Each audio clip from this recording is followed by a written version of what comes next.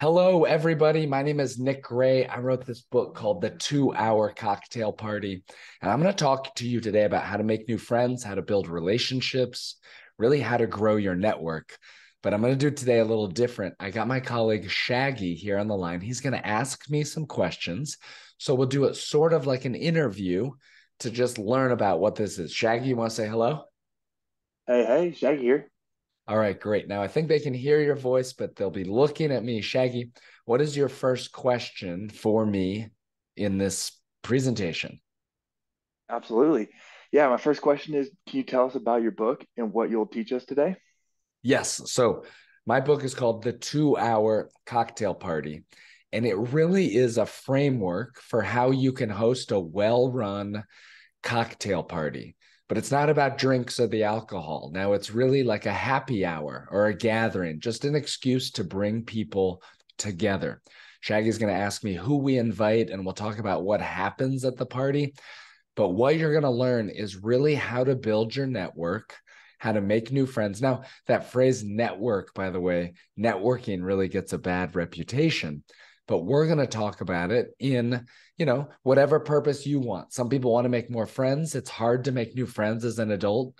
Some people want to build their network for their business purposes. So maybe Shaggy will ask me about that later. But that's generally what my book is about and what I'm going to teach you how to learn. It really is a step-by-step guide on how to host a well-run event. And that's really important, by the way.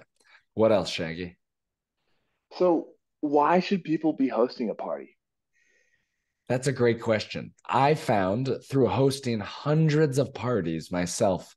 By the way, I wasn't always an extroverted person. I never really hosted parties. I wasn't super popular in school. But I found that hosting parties was the most efficient way for me to build my network that helped me launch a multi-million-dollar business. I also think that there is a loneliness epidemic happening. It's really hard for adults to make new friends. Nobody teaches us how to make new friends as we get older. Many people peak in college or university or when they join a new job. That's when they make all their new friends. And then you just have less and less. That's the reality. So I think parties are a really good way that in the time it takes to watch a movie on Netflix, you can connect with and build relationships with 15 to 20 people. That 15 to 20, by the way, is a key number that's required for the number of people. But I think that's why you should host a party. To be more clear, why should you host a party? You'll make new friends. You'll be invited to more things. Your social calendar will fill up. You'll be seen as a connector, which means people get introduced to you effortlessly. And then you can use these parties to build big relationships. And, those big relationships means investors, business partners, new employees, could be romantic connections if you're dating. It could just mean a great new best friend. You never know what you'll get from the people you'll meet by hosting these parties. That's awesome. And how can it help someone's business? I believe on your website, Tatiana had a good experience with that. Oh, yes, this is a really good point. Send me a link to that too. And I'll pull up her story. But let me just tell you first. Tatiana is, I think she's in her late 20s, early 30s, and she lives in Seattle. And Tatiana has a very unique business. She hosts stroller mom workouts. Now, she wanted to learn how to host a party. She simply wanted to use it to meet new people and make new friends. I'm going to pull up this story of her here and I'll share my screen. So let me share this so I can show you what Tatiana looks like. Okay, this is Tatiana. She is right here. That's Tatiana right there in the middle.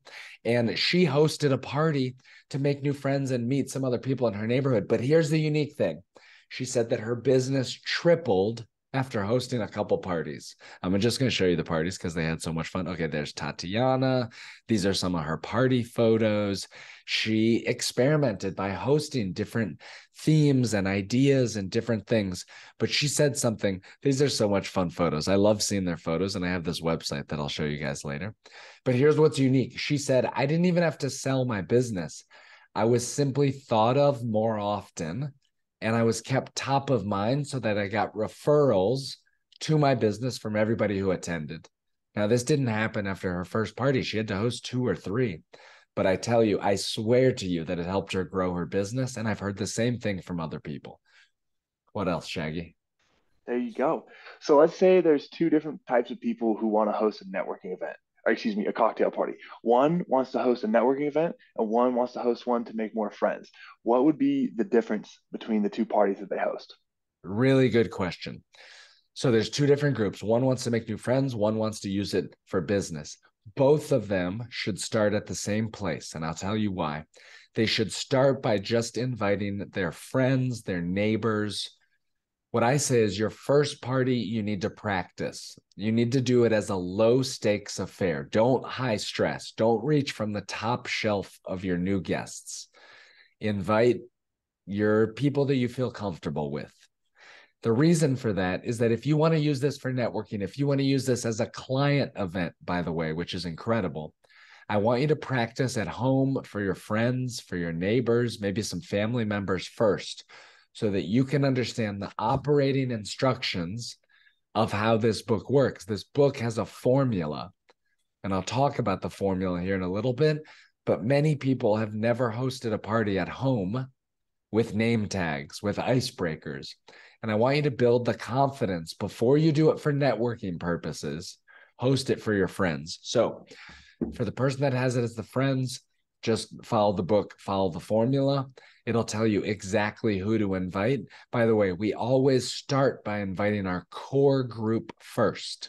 Your core group are your close friends, your colleagues, your neighbors, the people you feel most comfortable with. And to those people, you'll use different language inviting them than the other people. To your core group, you'll get their buy-in for your date and time. You'll say, hey, I'm thinking of hosting a party on Tuesday night, March 8th, at 6 to 8 p.m. at my house. If I do it, would you come? Okay, so your core group, you're looking for them to make the commitment and say yes, because we don't plan a party until we get those 5 yeses first. And then once you get those 5 yeses, you have the confidence to know that at least a few people will show up to your party. You'll create an RSVP page to collect your invites. And then you'll invite your great guests. Those are what I call that wider group of everybody else. These could be people you used to work with, neighbors that have never been over to your home before, friends of friends, things like that. And for them, the language you use is, hey, I'm hosting a party on Tuesday, March 8th. Can I send you the information? And that's the double opt-in intro that we use. So anyhow, what Shaggy's question was if you want to host it for friends, if you want to host it for a networking event, both use cases should start it out hosting at home for your friends, family, neighbors, close connections, so that you can get the confidence to know how this formula works. Now, for the networking people, after that, you'll start to curate your list a little more in a professional context. Not right away. You don't want to jump immediately to all real estate agents or insurance people, but you'll slowly start to curate more and more for the business purposes. What's next, Shaggy? That's awesome. And in your book, you mentioned that acquaintances are powerful. What makes you feel this way? I think that all big relationships start in the acquaintance level. And when I say acquaintance, it's also referred to as weak ties or loose connections. These can be the random person that you see at the gym all the time, who you nod and say hello to, and maybe you know their name, maybe they don't. It could be your neighbor who you see when you're walking your dog, when you're driving in and out of the neighborhood, but you've never had them over to your home. You say that you should, but you never do. It could be somebody you worked with who you haven't seen in a few years. It could be somebody you went to college with and you're connected on Facebook or LinkedIn. Acquaintances, I think, are so powerful. And studies have shown that most big opportunities in life, whether it's finding a house, a new roommate, a business partner, a new job, or a romantic interest, most of those opportunities come from our network of acquaintances, our weak ties, our loose connections, not from our best friends. People find out about a random LinkedIn post for a new job or a new client, not through their best friends. And so I think building that network of acquaintances helps grow your influence. It helps keep you top of mind in a wider circle of people. And then when you build that, you meet more people, you have greater opportunities to make new friends, new business connections, new clients. All these opportunities come from that network of acquaintances. There you go.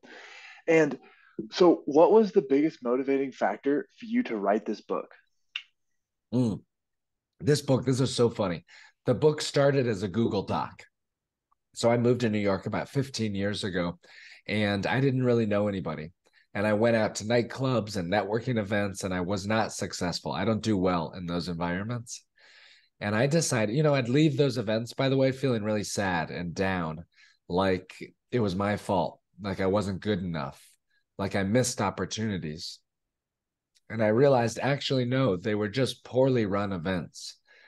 The host wasn't taking this authentic leadership. The host wasn't being a leader to help make these introductions. Those parties really only catered to extremely extroverted individuals. It was kind of lazy hosting. And so I decided instead of going to bad networking events, I would learn how to host good ones. Instead of going to bad parties, I would bring the party to me. And I did this for my birthday one year when I didn't drink alcohol, but I drank tea. I really love tea. And I got back from a trip to India and I had a bunch of Darjeeling tea. And I used my first birthday in New York City as an excuse to host my first ever party. I reached out to friends I went to college with as my core group, these people that I knew very well. And I got them to commit to say they'd come. That gave me the confidence to know I could invite more people. And then I reached out to other people I didn't know as well, but I had the confidence knowing that these core group of friends would be there. So it would be a good party. That's how I started to host in New York. And then I experimented with different formulas. I hosted dinner parties. I hosted cocktail parties. I hosted weekend parties. I hosted crazy parties. What I found was that the cocktail party formula, which I don't drink alcohol, but I use that phrase cocktail party because it represents an easy, lightweight social gathering of, how to mix and mingle. It's a lot easier to say yes to a cocktail party than it is a dinner party. It's less of a commitment. And these parties, to be clear, the purpose of these parties is for you and your guests to have a lot of little conversations. The average guest at your party will probably talk to 7 or 8 different people all night. And you have to remember, it's very hard for adults to really meet good, genuine people. Nobody teaches adults how to make new friends. At this party, your friends will get to meet a lot of other really interesting people. So I think I've gotten off topic, Shaggy. Bring me back. What else? What else should I talk about? Yeah, I believe there's going to be a handful of socially anxious people listening to this. And how would they go about hosting a party? What might be different for them and what could help them? I believe one of your Oh, readers, Tom Vaughn, yeah. was able to do this because he Great is a thinker. story. So let me try to find a picture of Tom Vaughn. I have it up here now. I'm going to share my screen. So this is this guy whose name is Tom. And Tom, I think Tom actually took this picture, and this was his meetup.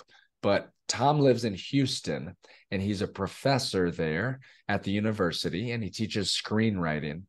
And Tom wanted to get people together in the screenwriting community. He is very socially anxious. He would be the first to say this. He's an introvert. But using my book gave him a formula. What did he say on the phone with us, Shaggy? What were the words he was using? He felt having the structure made him feel like he had things to do, which made it less like he wasn't he knew what to do with himself instead of trying to figure out what he needed to do with himself every minute. Exactly. He had a minute by minute layout. My book has the scripts and the exact words to say to even the first guests who arrive at your party. And he used my book as, it's meant to be a crutch, to use it to speak to people and to say, look, I know exactly what's going to happen. So if you are listening to this and you have social anxiety, if you're a little bit shy, if you are a introvert, this party is really perfect, because what I found is that introverts or those that are a little shy appreciate knowing what to expect at a social event. That includes who's coming, a rough agenda. I know that sounds silly to have an agenda for a cocktail party, but just knowing a little bit about the formula and what's going to happen really helps people out. Here's his photos. While I have it up, I'm just going to show some other photos. So this guy on the bottom left, his name is Tim. He lives in San Francisco. Tim is very passionate about biking and bike lanes and civic engagement. He works at Lego, and he got all of his friends together using my book as a formula to just an excuse to gather all these interesting folks that he had met up with. Now, that's a little bit of a larger gathering. Here's an example of a smaller gathering. This is, I'm not going to share her name because she wanted to be anonymous, but it's a woman who lives, let's say, on the East Coast, and she wanted to meet up with some other parents in her kids' school. She wanted an excuse to have them over for her and her husband to just meet and connect and build friendships. And she and her husband used my book to have these people over for the first time ever. You know, she couldn't even remember the last time she'd hosted an adult non-kids party. I'll show one other party. This is another big one, but this was in Toronto. It's a startup founder. He has a very active, engaged community, as you can tell by all these people. His name is King Song. And King Song used my book. Look at these name tags. These are kids in their 20s. You might be thinking, oh, I can't have people over to my home with name tags. I will die on this hill. Name tags are so important for parties to give power to people, to give them the, I guess, permission to go up and talk to new people. We'll talk about the name tags in a second because I have a really good article about why name tags are important. In fact, chapter 5 of my book extensively talks about why name tags are important. My cup on the table almost fell off. So those are some of the people. How'd I do, Shaggy? Never better. I loved it. The next thing I wanted to ask you about is it's called the 2 hour cocktail party. And of course, almost every cocktail has alcohol in it, but I don't believe you drink. How has that affected your ability to host parties? I'm drinking green tea right now to get over this cold. How has not drinking alcohol? You don't have to drink alcohol, and you don't have to host this as a party. Shaggy, send me a link to the mocktails article, but which Mm-hmm. I'll pull up here in a second. But we use that phrase cocktail party, like I said, just to give people an idea that it's a lightweight social gathering, that it's an easy way for people to come together. I find that while I might not drink, a lot of my friends do, and having a drink helps them relax or loosen up. But I'll tell you this. Number one, you don't have to know how to make a cocktail. This is a self-serve bar. So in fact, you're just going to have your drinks sitting out on the counter and people can mix their own drinks or serve them some beer, some wine themselves. It's not, you don't have to be a bartender for this party. But I'll tell you what, one thing I hear again and again from readers is they are shocked at how little food was eaten and how little people actually drank alcohol. Why is that? Because we drink and we eat at parties when we're bored. We drink and we eat when we don't have engaging, exciting conversations. So think about the last time you went out to dinner with somebody super exciting that you were really, really excited to talk with. You know, it takes you a while to eat your meal. People drink at loud nightclubs, at sporting events, when they're seated, when they're bored. But at a party like this, you'll be really surprised. People drink a lot less. So if you absolutely don't drink alcohol and you don't want to even have it in your house, I have a lot of readers that maybe that's the case, maybe for religious reasons or other things. I'll share my screen right now to show you. This is a mocktail party, how to host when you don't drink alcohol. A guy named Justin and his wife Jules in Utah used my book to connect within their church community of how to bring people over for a mocktail party. So I've written this article about that. I'll include it in the links. That this is Justin and Jules, by the way. You can see their name tags that they're using. In my book, by the way, I've tested and purchased dozens of different types of name tags on Amazon. And I'll tell you my two favorite ones. These are some of the photos of the people that they had together. Here's some different drink recipes that they made. This is just an excuse to bring people over to have a drink. We use that drink as, you know, a conversational crutch, an excuse to gather. The real reason to gather is the people and the conversations. Good question, Shaggy. What's next? Yes, a lot of events have lower attendance rates, but yours don't seem to have that problem. So, how do you make people excited about your event? I believe you use guest bios and reminder messages. And what else do you do? Oh yeah, I'm glad that you asked about this, and I might turn the tables because now's a good time to sort of introduce you. And I'm gonna turn the tables. I'm gonna ask some questions on you. So first question is because you read my book. That's how we got linked up in the first place. How did you hear about Yep. my book? I heard about it from the My First Million podcast. And coincidentally, I was hosting a party the next day. It was supposed to be more of like networking meet and greet. I'm interested in events, so I just wanted to host my own. And then right after, like the day before, I found your book and was like, oh man, I need to read this because I had a lot of issues and a little bit of anxiety in hosting my first one. Really cool. And I think the first time you hosted, you were in Bali. Is Bali, that right? yeah, Yeah. Bali, Indonesia, Yep. And then you hosted another one recently in Colorado. Is that correct? Salt Lake City, Utah. I Oh, hosted a Salt few Lake City. there. Yeah, And I was yeah. able to do that in my co-working space because I live in a Sprinter van full time and travel a lot like a digital nomad. So having like a space for 15 people was a bit of an issue, but I was able to do that with my co-working space. That's really cool. So your question was about these reminder messages or the attendance rate. Can you talk about your own experience and what you know about my book's formula with those three reminder messages and how we do the double opt-in introductions? I guess just start there. Yeah. So just texting people or calling them or asking them in person was how I got a lot of my core group and of the few people after that interested in the party. And a lot of those people, like they're rooting for me. They're some of my best friends and such. So they wanted to come and they wanted me to do these things.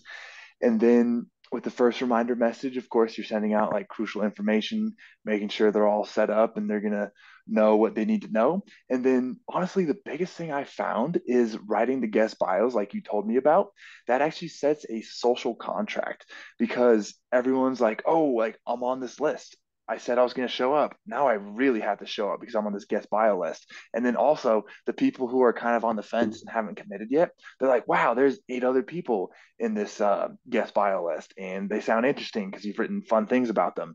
And then that just keeps growing up the list until you're about 15 or so people.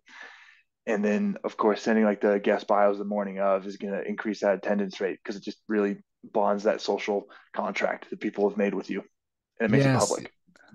yes. I want to talk about that, about the guest bios. And I'm just going to show people here, real quick for a second, what the guest bios actually mean.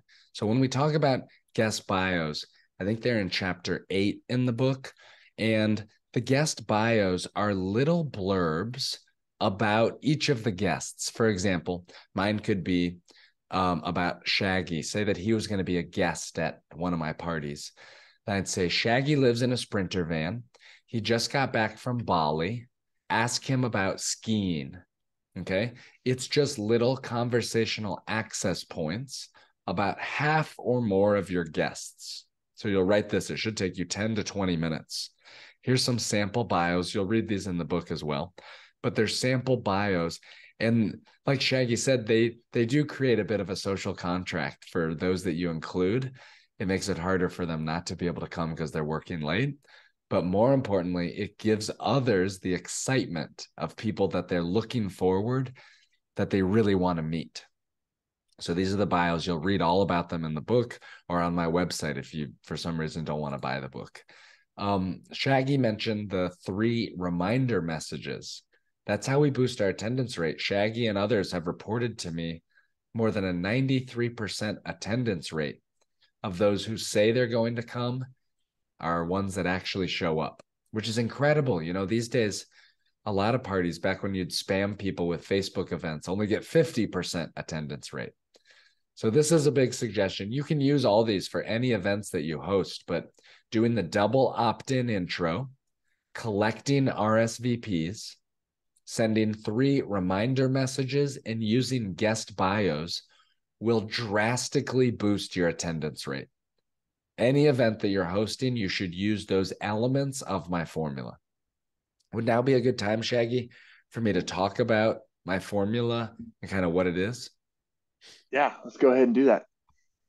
So, my party formula, an easy way to remember it is my name, Nick, Nick, the Nick party formula. N stands for name tags. You got to have name tags at your party for you and all your friends. And I talked to somebody yesterday and they said, well, I don't think I need name tags. I think everybody kind of knows each other. I said, I love that you think that. While you may know everybody, know that there are 15 times 15. There are hundreds of different interpersonal relationships of all your other guests. And I promise you that not everyone knows everyone's name. Think about the experience of what it's like to be a +1 at a party like this. Someone you like has invited you to come. Maybe it's a wife or a spouse or a work colleague, and they walk into a room. When you have name tags, it shows that this is not a party of cliques.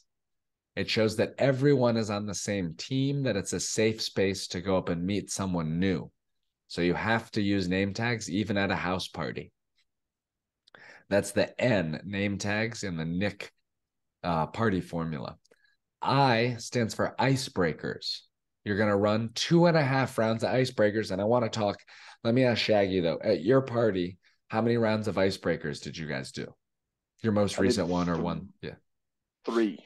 So we did Three. the first introduction one, and then the second and the third one, I actually mixed it up. I divided the people into groups.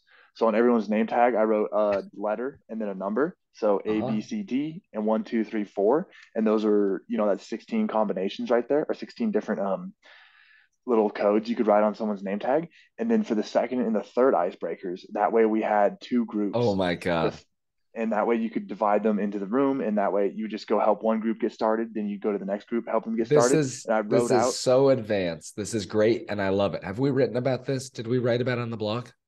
yeah, I'll find the article in a sec here.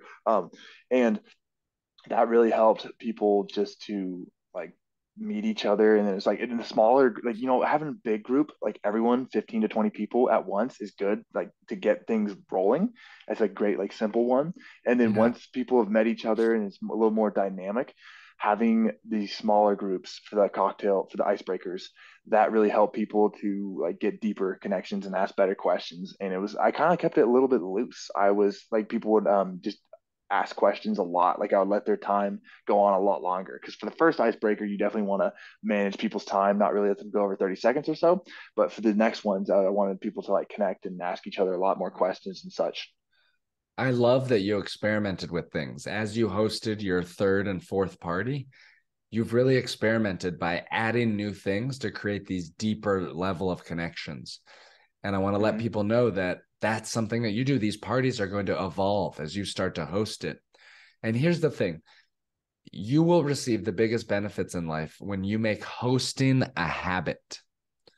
When you do regularly what people can do, I'm clicking around on my screen. When you can make hosting a habit, when you can host every quarter, every month, every other month, whatever it feels right for you, you'll start to bring more and more people into your life. And you can do these other little things. Well, the I stands for icebreakers, and you'll lead about 2.5 or 3 rounds of icebreakers. I'd say 2.5 because that first one, the first icebreaker, is meant for you to do to help you get out of the awkward zone. The awkward zone is the first 5-10 minutes of a party when only a few people are there. It also helps you, that first icebreaker, to give you the confidence to know that when everybody's there, you know it's going to work and you've done it already. So that first icebreaker, many times it's just the first 5 or 6 people who've arrived. And you say, hey, let's go around the circle real quick, say your name, say what you do for work, and tell me one of your favorite things you like to eat for breakfast. What's one of your go-to things? Now, I've led thousands of icebreakers in my life. And that breakfast question, while it may seem childish or silly, it works 100% of the time at a beginning of a party. Here's why. At the beginning of an event, people are not loose. They're not warmed up. They're a little bit awkward. There's no rapport that's been developed. And so I need a question that's fast to answer, doesn't take a long time to think about, and little bit expresses about somebody's personality. Also, there's no judgment. There's no judgment in what you eat for breakfast. But if I ask somebody, what's your favorite book? it can cause people to lock up a little, right? Favorite is subjective, it's definitive. But if I say, what's one of your favorite? What's something you like to eat? What's your go-to for breakfast? It's very easy to do. Later on in the night, about an hour later, you'll do the last icebreaker, and that one is a value additive icebreaker. And the questions I like to ask are, what's one of your favorite pieces of media that you've consumed recently? That could be a podcast, a magazine article, a book that you read. It could be a TV show on Netflix that you binge watched. But we ask that question because everybody loves to receive and hear recommendations on great things. It's so hard today. We're digitally saturated. We get these recommendations online on social media. We don't know who to trust or what we might like. But at a party, when everybody shares that, it's called a value additive icebreaker because your guests will leave the party feeling smarter and thankful to you as the host. They'll say, holy cow, I met all these amazing people. I got some new ideas. I felt like I learned something, which is really, really helpful at a party. So I'm recapping the party formula. N is for name tags. I is for icebreakers. C stands for cocktails only. What that means is this isn't a dinner party, and I don't want you to serve food. You can serve basic snacks, things you can buy well in advance, things like salted nuts and chips, maybe some hummus, some grapes. The reason I say no food is I don't want you to stress. I want you to see what the easiest possible party is that you can host. You'll be surprised that you don't need food. That's something I hear from a lot of people. Oh, I have to serve food. I'll say, just wait. You'll really be surprised how little food folks eat. So that's the C, is cocktails only. The other thing is many times when you have food, if you serve dinner, then people want to sit down. And sitting down is the kryptonite to a successful party. It's harder to meet people, harder to create new conversations and connections. I want people standing. I want the energy to be high in the room during these 2 hours. Speaking of high energy, K, the last letter in the Nick party formula, K stands for kick them out at the end. When the party's over, you got to ask people to leave. This party is only 2 hours. I mentioned before about setting expectations for people. Well, it's easier to kick them out, by the way, when they know that it's a 2-hour party. We do a 2-hour party because number one, it's easier for people to say yes to. Number two, you should be hosting this on a Monday, a Tuesday, Wednesday night. So when it's a 2-hour party, folks know this isn't a rager. It's not a crazy party where everybody's going to get drunk. And number three is it gives you really the space to calm down, wind down, to clean up and tidy so that you don't wake up to a messy house and so that you'll want to host this party again. So that's the Nick party formula. N is name tags. I is icebreakers. C is cocktails only. And K is kick them out at the end. Well, we should probably start to wrap up here soon, Shaggy. What other stuff have I left out? Should we talk about any specific stories? Or what else would somebody maybe be listening or wondering about? Yes. You talk about your goal of having 500 people contact you about having how they hosted their own cocktail parties. I believe you're at like 140 or 150 right now, which is awesome. And could you tell me a few stories about some of the readers who've enjoyed hosting parties? Yes. I'm going to share a list because I keep a list on my website of all the people who reach out, who read my book that I've gotten a chance to chat with. And it's really like, this is why I do it. Like, I think that it's hard to make new friends as an adult. We have this loneliness epidemic, a friendship recession. And so I keep track and I keep photos of all these people. Here's a guy, Jose in Berlin. If you're watching this in Europe, know that this works in Europe. We've had several folks that have done it. Sasha in Seattle did it like with kids and like with other parents, and she wanted to host at a park. So this is an example of how they did that. This woman did it in Chattanooga, by the way, Chattanooga, Tennessee. She runs a ghost tours company, and she just wanted to get her friends and neighbors together with her daughter. This is Marcus in Singapore. He did a book swap. You can use my party to host a book swap or a clothing swap. It's the same formula. Here's Scott, who hosted his party with some of his neighbors.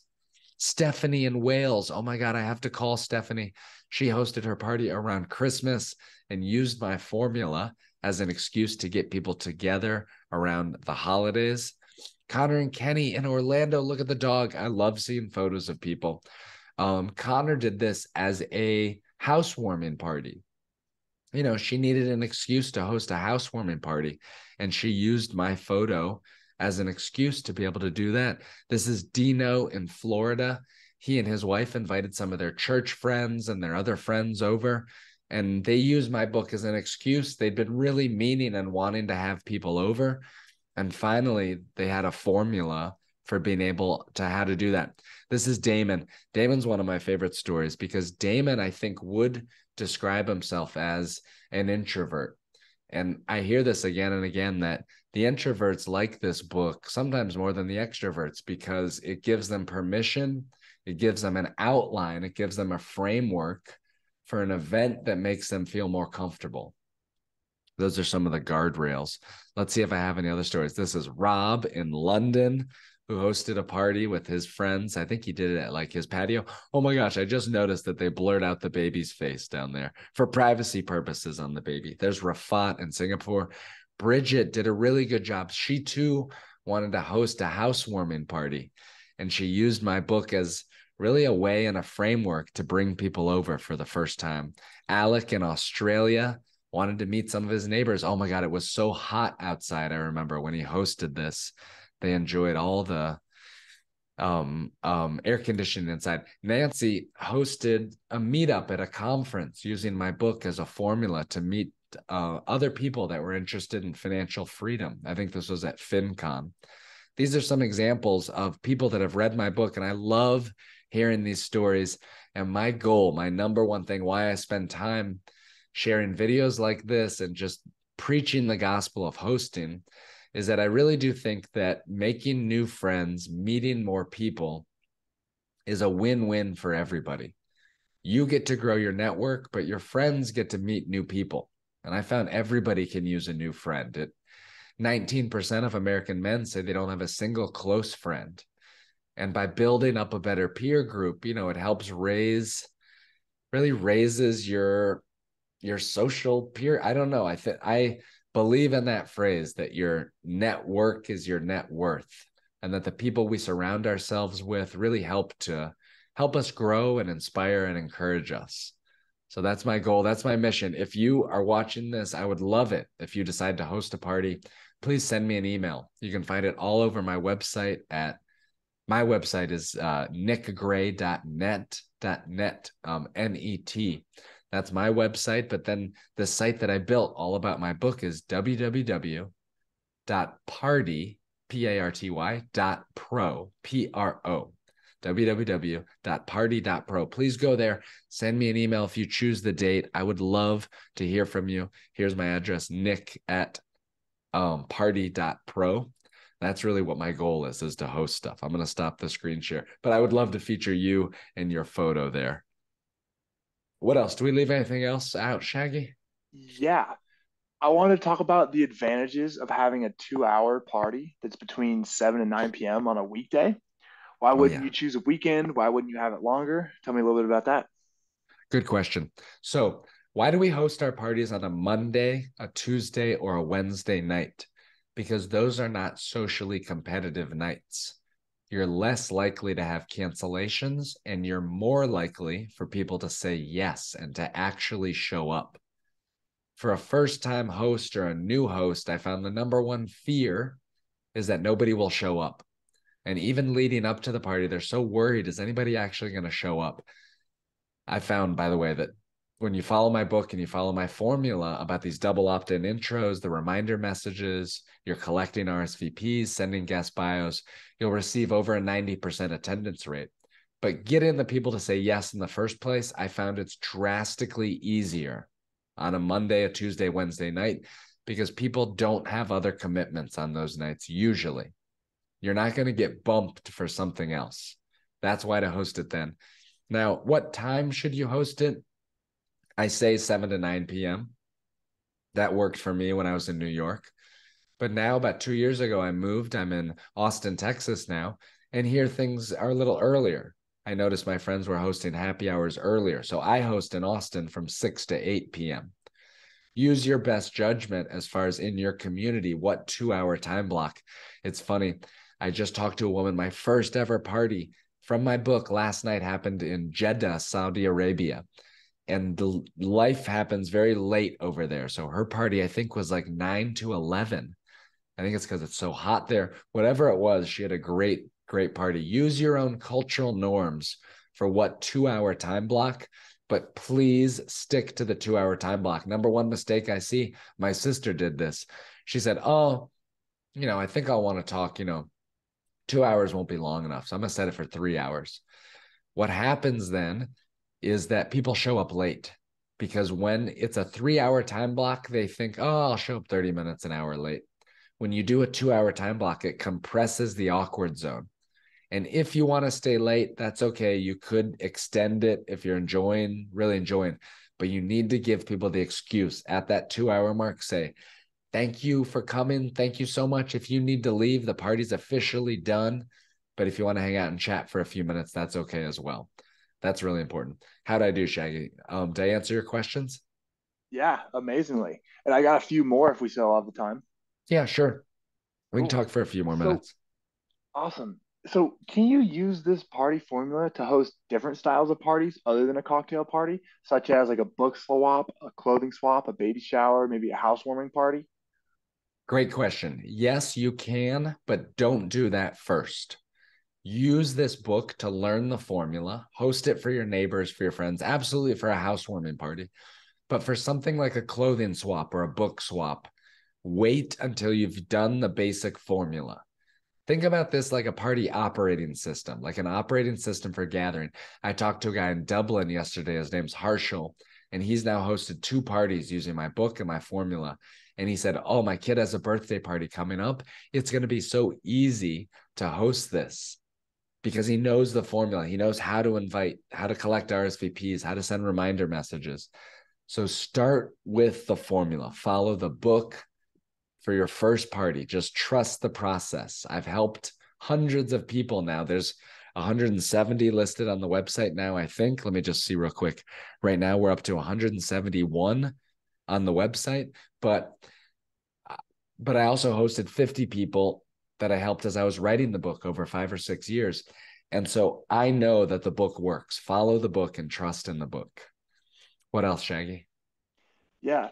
Do you have any funny stories of people calling you to help them, sort of as a party therapist? I know you've acted as. There was that one story from the kid in St. Louis who read my book, had never hosted, never even had people over to his house. He said, look, I got to be honest. I only have 2 plates in my whole house, one clean, one dirty. Like, I don't have people over here. But he understood that he wanted to make friends. He understood the importance of building a network and having a peer group. And he said, I'm committed to this. So I literally had to walk him through the very basics. He even called me panicked 30 minutes before the party. He said, I'm going to have all these people in here. Won't my house get warm? What temperature do I set the thermostat to? And so there's all these questions. I love hearing from guests and helping them. And I tell you, the most rewarding thing for me is afterwards, the benefit that you'll get seeing yourself level up in hosting. Nobody really teaches adults how to host a well-run event that's generous. That's why we host at home, by the way, because it's so much more generous than doing this at a bar or at a restaurant. And when you host at home, you turbocharge those connections. You really invite someone into your home that is such a vulnerable act. And I can promise you that, number one, if you're worried that your space is too small, don't be worried. I know that's a real worry, but parties are actually more exciting in a small space. Let me try to find the article of the guy who hosted in the small apartment that he had in Chicago, because I'm going to show you this screenshot right now of what his experience was like. This is Noah. Noah lives in Chicago in kind of a smaller apartment. And Noah hosted a party for all these people in this one tiny room. I'll show a map because this is his apartment. It's pretty small, this one room. And he had over 29 people now. That's probably too much for his. You really need to stick to 15 to 20 people. But the energy and the excitement in a small space is actually better than in enormous mansions, which can feel dead. 15 to 20 is such a critical number.